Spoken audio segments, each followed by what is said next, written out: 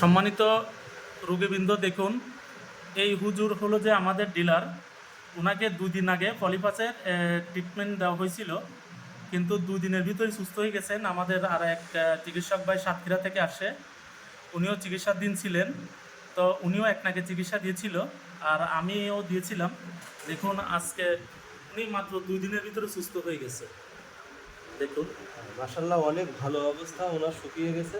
হ্যাঁ হ্যাঁ, দেখুন আর দেখা যাচ্ছে না এখনো পলিপাস। আছে ওনার। ডাক্তার সাহেব, ওনার কি আছে পলিপ আছে?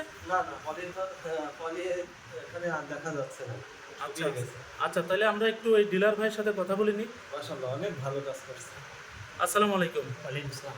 আপনার যে সমস্যাটা ছিল এখন কি আছে? না, আলহামদুলিল্লাহ।